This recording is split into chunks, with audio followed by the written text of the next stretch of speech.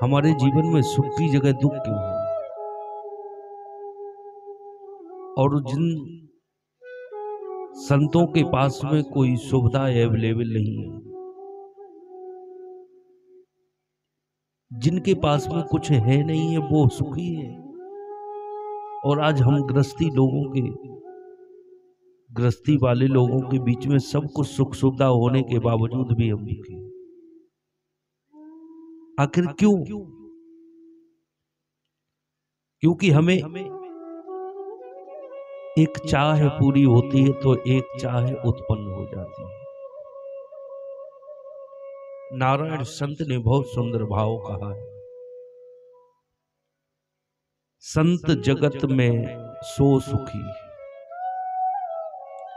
संत जगत में सो सुखी, मैं मेरी का त्याग, ये मेरा है, ये मेरी है, इसका त्याग कर दिया उन्होंने। और ये हमारे मन में, ये हमारे हृदय में बसा हुआ है, ये मेरा है, ये मेरी है। संत जगत में सो सुखी, मैं मेरी का त्याग। नारायण गोविंद पद, नारायण गोविंद पद दृढ़ राखत अनुराग। वो संत हमेशा भगवान के श्री चरणों में अपना प्रेम रखते हैं। भगवान को कभी सुख दुख कैसी भी परिस्थिति उनके जीवन में आ जाए, उनके चरणों का त्याग नहीं करते हैं। और मैं मेरी तो उनके जीवन में है ही नहीं। संत मैं मेरी का त्याग करते हैं और भगवान के चरणों को कभी त्यागते नहीं हैं। आज हम भगवान के चरणों को भले ही त्याग दें, लेकिन मैं मेरी को नहीं त्याग सकते। ये मेरा है, ये मेरी है, मैं अरु मोर तोर ते माया। यही तो प्यारे प्रभु की माया है। और मायापति से मिलना है तो माया का त्याग करना ही होगा।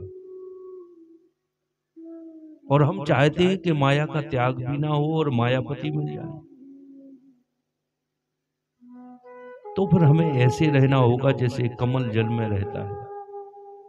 जल में रहता है लेकिन जल की बूंद एक भी उस पत्ते के ऊपर ठहरती नहीं है। घर में रहो लेकिन घर तुम्हारे हृदय में घर ना कर जाए तो गोविंद दूर नहीं है प्यारे, मिलेगा, अवश्य मिलेगा। चिंतन कीजिए, मनन कीजिए, सुमरन कीजिए। भगवान अपने भक्तों से मिलने के लिए ललायत रहता है, लेकिन हम उससे मिलने के लिए आगे बढ़ते ही नहीं हैं। एक माँ अपने पुत्र से मिलने के लिए, एक प्रियतम अपने प्रेमी से मिलने के लिए कैसे उस वियोग सागर में ओत प्रोत होता है, ऐसे ही परमात्मा अपने भक्त से मिलने के लिए उत्सुकता